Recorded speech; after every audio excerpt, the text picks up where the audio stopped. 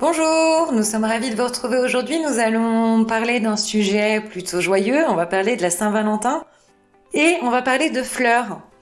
Parler de nos fleurs pour la Saint-Valentin, vous l'avez compris.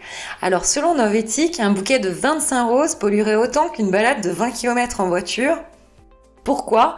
Tout simplement parce que les roses que nous trouvons chez les fleuristes lors de la Saint-Valentin sont majoritairement importées, dans 85% des cas. Alors bien sûr, elles sont importées par avion, le plus souvent, et engendrent des émissions de CO2 de l'ordre de 570 à 1500 grammes par tonne de roses et par kilomètre. Alors, il y a une étude intéressante qui a été réalisée en 2017 par 60 millions de consommateurs. Ils avaient analysé une dizaine de bouquets proposés par 10 grandes enseignes et l'organisme avait recherché la présence de substances telles que des engrais, des fongicides, des insecticides et des acaricides.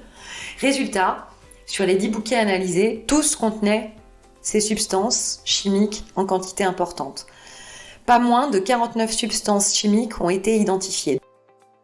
Alors, outre la pollution engagée par le transport, il y a également toute la pollution liée à un système de production qui nécessite de faire tenir et d'augmenter la durée de vie de ces plantes pour qu'elles tiennent jusqu'à leur arrivée dans notre pays, chez nos fleuristes, et après dans nos habitats.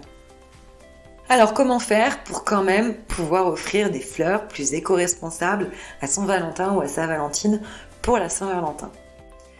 Alors on pourra opter pour des fleurs de saison cultivées localement et en plein air, des fleurs à bulbes majoritairement, et si possible qui durent longtemps comme les jacinthes, le lys ou encore les camélias, qui peuvent être également une bonne option.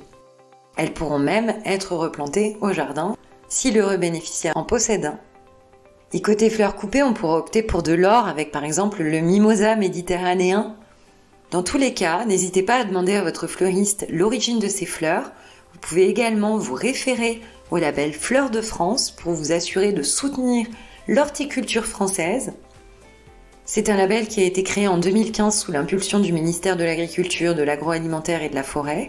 Et Fleurs de France certifie que la fleur, la plante, l'arbuste ou encore l'arbre peut-être, pour les plus ambitieux d'entre nous, ou encore le bulbe, ont été produits sur le territoire français.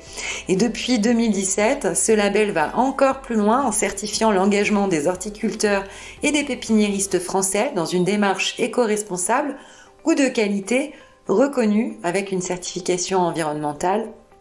Alors on récapitule, pour la Saint-Valentin, pour limiter notre impact, on va plutôt privilégier le mimosa, les jacinthes, les lys, les camélias et surtout on surveille les labels.